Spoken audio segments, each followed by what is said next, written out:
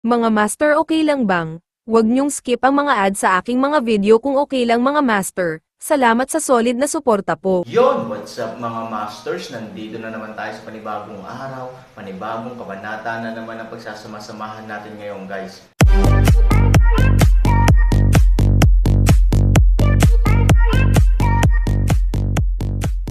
Bali mga masters, kung bago ka pa lang po sa aking YouTube channel, please click the subscribe button, lalong-lalo na po yung notification bell guys, para maging connected pa rin tayo sa isa't isa at maging updated kayo sa mga susunod ko pang video. Bali mga masters, bago natin umpisahan ng kwento ay mag-shoutout po muna tayo para sa mga solid nating tagapakinig. Shoutout kay Danilo Wamar, shoutout kay Norlisa Sugay. Yun na nga mga masters, no? Bali hindi na ito patagalin. In 3, 2, 1, let's go! Nang matapos siyang magsalita, bago pa makapag-react ang dalawang gwardya, itinaas ni Han Sanchen ang kanyang kamay at sinimulang salakayin ang isang bahay sa di kalayuan sa lugar. Ang kawawang bahay ay nawasak na ng ulan ng dugo ni Han Sanchen noon, ngunit ngayon ay wala na siyang nagawa, ngunit malapit na siyang direktang atakihin ng marahas ng lalaking ito. The next second, the house was very miserable, screamed, and then part of it suddenly collapsed. The two guards were dumbfounded. They had said that it doesn't matter if you exploded casually, however, a discerning person would know that this was a polite statement, but in the end, this guy just don't want to talk ta. Tuldok, o kaya ang mga masamang salita, at hindi mo nilalaro ang iyong mga card ayon. Sa gawain, bahay ng walang dahilan, hindi mo ba ako pinasabog? Sabi mo kahit pasabugan ko ang lugar na ito, maaayos mo pa rin. So, I'm thinking, hindi ba ang lugar na ito ay nasa ganitong sira-sira na kondisyon?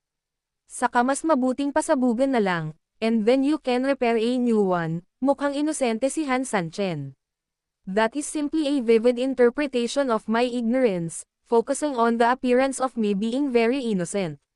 The two guards didn't have ni katiting na hinala, natural, they never thought of reporting this kind of thing to their superiors. After all, though they were very Sankian's reason, and excuses are not wrong at all. They don't know how awesome they used to be, so they are in a very high position, so natural hindi sila masyadong down to earth sa ilang mga bagay, at natural na maraming bagay ang ginagawa nila, which makes them look a little child, but overall, very reasonable. If you don't touch young chance to squeeze like your young fingers. Ito lang ang pinag-uusapan natin. Bago pa man tuluyang masira ang bahay ay pwede pa namang tirahan ng konti lang, nakangiting sabi ng isang guard. Good guy, although hindi naman big deal ang pagbomba ng bahay or something, hindi mo talaga hahayaan na magulo siya, kung hindi, paano ka makakasabay sa mga nakatataas? Good guy, I accompanied the distinguished guest, my house of the day, but I accompanied the distinguished guest, my house. Kung ang iyong ulo ay hindi pinutol ng mga nakatataas, kung gayon ang mga nakatataas ay lahat ay tulala. Oo, gaano man karaming pera ang mayroon, hindi ito magiging labis at masasayang. Sa halip na mag-aksaya ng pera dito, maaari pa naming itabi ang perang ito para ibili ka ng iba't ibang uri ng elixir sa hinaharap, umaasa na matulungan kang maibalik ang iyong pagtatanim. Sa sobrang takot ng dalawang gwardya ay pinagpawisan sila ng malamig, magkasabay silang dalawa na umawit, na parang double act, para lang hikayatin si Han Sanchen na huminto. Sa totoo lang, halos matawa na si Han Sanchen sa loob, pero kailangan niyang ipagpatuloy ang pagpapanggap na nalilito, tumango siya, nag-isip sandali, at nagsabi, parang may kabuluhan ang sinabi mo. Panipi. Pagkakita sa dalawang taong mabangis na tumatango-tango na parang mga manok na tumutusok sa kanin, pinigilan ni Han Sanchen ang kasiyahan sa kanyang puso, biglang nagbago ang usapan, at ang bagong ginhawang puso ng dalawang tao ay lubos na nabuhayan ng loob, pero ang problema, totoo rin ako na hindi ko naunat ng maayos ang katawan ko, bagamat gumalaw ako ng kaunti noong nakipag-away ako sa iyo, ang oras ng pakikipaglaban ay napakaikli kong tutusin, kaya hindi ako nag-enjoy. Ay, pagkasabi nito, itinaas ni Han Sanchen ang kanyang mga kamay at gumawa ng senadoryas na aatake na. Natakot ang dalawang guard at nagmamadaling tumayo at niyakap ang mga braso ni Han Sanchen. Vip, hindi kaya ni Vip. Yes, distinguished guest, this, you can't do this, You can't do it. Dignified guest, kami, kung gusto naming gumamit ng oxygen sa aming mga kamay, maaari ba kaming sumubok ng iba? Kami, hindi na kailangan para dito. Tumingin si Han Sanchen sa lalaki at biglang nagsabi, then tell me, what can we do instead? Paano kung lumipat sa ibang bahay? Nang matapos siyang magsalita, hindi na binigyan ng pagkakataon ni Han Sanchen na sumagot kahit kanino, ginamit niya ang kanyang mga kamay at direktang sumabog patungo sa isa pang bahay. Ang kawawang bahay at ang dalawang gwardya ay napakabilis na winasak ni Han Sanchen. Pawis na pawis ang dalawang guard na parang ulan, tiyak na sisisihin sila ng mga nakatataas sa ganitong uri ng bagay, ngunit imposibleng sisihin ang kilalang panauhin. Kahit malinaw na kasalanan lahat ng VIP, sila lang ang masisisi, tsaka kahit anong sabihin mo sa bagay na ito, silang dalawa ang nagsuggest nun kaya wala silang kinalaman. So paanong hindi kabahan ang 2 taong ito? My uncle, please don't explode, I beg you. Oo, lumuhad na lang tayo at magmakaawa. Bahagyang yumoko ang katawan ng 2 gwardya, at napakaganda ng kanilang mga ugali. Si Han Sanchen ay nagkunwaring hindi naiintindihan, nakasimangot, at sinabing kakaiba, ano ang mali? Hiniling mo sa akin na baguhin ito, bakit hindi ka nasisiyahan ngayong binago ko ito? What do you mean? Ayaw mo ba akong subukan? Kung ayaw mong subukan ko, then just tell me, why do you do one thing in front of me and behind your back? Alam mo ba na ang taong ito ang pinakaayaw ko? Ito yung klase ng tao na nagsisinungaling at mapagkunwari. I think ganito kayong dalawa nung bata pa kayo. I guess your superiors are not much better. I think it's okay to not cooperate. Galit na galit ang tono ni Han Sanchen, at ilang sandali pa ay lalong nagalit ang 2 guard, kung ang kaninang kaba ay matatawag na kinakabahan hanggang sa pagpapawisan, tapos ngayon, good guys, pawis na parang ulan. Saka, ang ulan na ito ay hindi lang ordinaryong ulan, ito ay isang buhos ng ulan, dahil malinaw naman, ang mga kahihinatnan nito ay sobrang nakakatakot. Ang paghihiwalay ng ugnayang kooperatiba ng dalawa ay hindi kasing simple ng pagpapatupad sa kanila kung malalaman ito ng mga nakatataas, mahirap sigurong sugpuin ang galit ng mga nakatataas kahit na bali ang buto at abo. Good guys, hayaan ninyong dalawa na bantayan ang iba, kayong dalawa ay direktang aalisin ang lahat ng pagtutulungan, kung alam mo ito, magagalit ka na ang itim na usok ay tumaas mula sa mga libingan ng mga ninuno. Alam ng 2 gwardya na hindi ito resulta na kakayanin nila, kaya dali-dali silang lumuhad sa lupa na may palpak. Kamahalan, huminahon po kayo, kamahalan, huminahon po kayo, wala po kaming intensyon na dayin kayo. Oo, kahit napatayin mo kaming 2 ng direkta, hinding-hindi kami maglalakas loob na magsinungaling sa'yo kahit isang salita.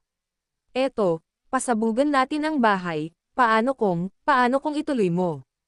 Kumpara sa kasong pagsira ng bahay, halatang mas handang pasanin ng 2 gwardya ang kasong iyon, kung tutuusin, ang ganitong bagay ay maaaring ipaliwanag sa itaas, ngunit ngayon upang masira ang krimen na ito, iyon ay, mayroon kang 10 bibig, na walang silbi, ng Emph, ano ba ako sa tingin mo? Sa tingin mo ba pulubi ako sa tabing kalsada? Gagawin ko lahat ng gusto mong gawin ko. Sabihin ko sa'yo, huwag mong sabihing payag kang pasabugan ko ang bahay ngayon, yun ang gusto mong magmakaawa sa ngayon, kung sumabog ako, hindi pa ako sisabog. My main goal is to make someone happy, but now, hindi na ako masaya. Nang makitang galit pa rin si Han Sanchen, at ang 2 gwardya ay sobrang nanlumo at nag-aalala, hindi nila sinasadyang nasaktan ang amo. Gayunpaman, ang 2 sa kanila ay walang ibang pagpipilian ngayon, may baba lamang. Nila ang kanilang mga ulo at iuntog ang kanilang mga ulo sa lupa, tapos nung umabot na sa puntong ito, hindi talaga alam ng 2 kung ano ang sasabihin. I'm sorry for you, dear guest, kung gusto mo akong parusahan, please just punish me. I have no complaints at all. Oo, distinguished guest, ikaw, bakit hindi mo na lang kami bugbugin ng 2 para kumalma, basta payag ka, kaya mo, kahit bugbugin mo kami hanggang mamatay, hindi bale. Kung sila ay binugbog hanggang mamatay, sila man lang ay magkakaroon ng karangalan na mamatay, saka, medyo naniwala din sila na hindi masyadong malupit ang kalaban sa isang sikat na tindahan. Ang pinakamahalagang bagay ay nasa kasalukuyang sitwasyon, kamatayan ang magiging katapusan ng mundo, ito ay isang kaluwagan. Ngumiti ng mahina si Han Sanchen, tumingin sa kanilang dalawa, at sinabing, ano ang silbi ng pagpatay ng dalawang langgam? Kung hindi ko gusto, hindi ako makikipagtulungan. Of course, if I am willing, there are actually other ways, pero depende kung nasa tamang landas kayong dalawa o hindi. Nang marinig ito ng dalawa, ito na lang ang pinakamagandang balita na narinig nila. Siyempre, sa isang mahigpit na kahulugan, ito rin ang pinakamahusay na paraan upang malutas ang mga hindi pagkakaunawaan sa kasalukuyan. Ang dalawang tao ay nagmamadaling nagtaas ng ulo at sabik na tumingin kay Han Sanchen. Mahal na panauhin, kung mayroon kang anumang mga tagubilin, gagawin namin ito. Oo, basta hindi magagalit ang iyong distinguished guest. Tama ang taya nilang dalawa, hindi talaga interesado si Han Sanchen na patayin sila, sa makatuwid, habang ang kanilang mga buhay ay nailigtas, sa wakas ay nakakuha sila ng iba pang mga solusyon sa bagay mula sa Han Sanchen. Well, nag-isip sandali si Han Sanchen, dalhin mo ako kung saan nakakonsentrate ang mga tauhan mo. Natigilan saglit ang dalawang guard at naging tanga, sa oras na iyon, wala silang ideya kung ano ang gustong gawin ni Han Sanchen, ang dakilang master, gayunpaman, nakaramdam ng lamig sa kanilang mga puso ang dalawa. Kung tutusin, sa kasalukuyang sitwasyon, pinapasabog mo ang bahay kahit hindi ka sumasang-ayon sa akin, kung ito ay humantong sa iyo sa isang pulutong, hindi mo ba papatayin ang isang tao kung hindi ka sumasang-ayon sa akin? Ang bahay ay maaari pa ring makatiis ng maraming pag-atake, ngunit ang mga tao ay iba, para sa isang taong ka-level niya, mabuting tao, gaano karaming tao sa tindahang ito ang makatiis sa kanyang mga pag-atake. Natatakot ako, on a one-on-one basis, walang tao. Tsaka biglaan ang pag-atake niya na ang ibig sabihin ay walang makakalaban niya. Kung bigla na lang siyang kumilos, hindi na kailangang isipin pa, malaking lugar ang papatayin agad. Sa makatuwid, kapag naisip ito ng dalawang gwardya, paanong hindi sila makakaramdam ng galit sa loob? Why, this won't work. If this doesn't work, then I'll say something pangit, but don't blame me for being angry. Galit na galit si Han Sanchen. Pagkarinig nito, natakot ang dalawang gwardya, ngunit hindi nila alam kung ano ang gagawin sa oras na ito. Ito ay isang kutsilyo pasulong, at ito rin ay isang kutsilyo pabalik. Nag-isip talaga sila saglit sa kanilang mga puso, kung anong klaseng malas ang mayroon sila, na sila ay, pinadala talaga dito para pagsilbihan itong Panginoong ito ng ganito. Depressed talaga sila, sobrang depressed. Hindi na nila alam ang gagawin. Marangal na panauhin, huwag, mangyaring sabihin sa akin kung ano ang iyong sasabihin. Tama na, ikaw ang aming pinakapinarangalan na panauhin, kung alam ng may-ari ng nayon na nagalit kami sa iyo ay pareho tayong patay na patay. Kung hindi, mas mabuting patayin mo kaming dalawa para mailabas ang galit mo, ang iba naman ay walang kakayahan, at hindi ka komportableng patayin sila diba? Oo, lahat sila ay grupo ng mga mahihina, sabi mo baka bugbugin na lang nila ang mga bahay na ito. Talagang naisip nilang dalawa, at talagang hindi na sila takot sa kamatayan. Nakasimangot si Han Sanchen at sobrang nalilito, anong ibig mong sabihin? Kailan ko sinabi na papatay ako ng tao? Seeing Han Sanchen being so confused, the two guards looked at me and I looked at you, and they were a little confused for a moment. Pagkatapos ng lahat, paano ito hindi sumusunod sa normal na logika? Gusto mo ihatid ka namin para maghanap ng tao, di ba gusto mo lang silang patayin? Oo, lahat sila sumasali sa pag-atake sa iyo noon, kaya hindi mo na ba sila gagantihan ngayon? Nataranta ang dalawang guard sa nangyayari. Bahagyang hindi nasiyahan si Han Sanchen at ngumiti ng hindi maganda, kung sino man ang humipo sa akin, siya ay itinuturing na aking kaaway. Kung gayon ang mga kaaway na ito ay masyadong mataas ang tingin sa akin, tama ba? Kung gusto mo akong maging kaaway, dapat may lakas ka man lang, hindi lang pusa o aso. Pagkarinig nito, talagang inisip ng dalawa na ito ay napakamakatwiran, at iyon nga ang nangyari, kahit sino ay maaaring maging isang kaaway, kaya lahat ay nasa problema. Kapag hindi ka napatay, magkakaroon ka ng walang limitasyong kaluwalhatian sa iyong pagbabalik, tutal may kaaway ka. Based on this alone, di ba reverse deficit? Hindi ba isang hakbang lang iyon para maabot ang langit? Kaya, kung iisipin mo itong mabuti, ito ay may katuturan. Napag-alaman din nilang dalawa na ang kanilang mga ideya ay tila masyadong biglaan, ilang sandali pa ay nakaramdam sila ng hiya, at sabay silang nagpakawala ng mabahong hininga. At least for now, hindi naman mukhang masama ang kinalabasan na naisip nila. Ngunit ang tanong, kung hindi ito, bakit niya makikita ang grupo ng mga tao? Alam mo, walang koneksyon ang dalawa. Yun na nga mga masters, no? Bali panibagong kabanata na naman yung natapos natin ngayong gabi.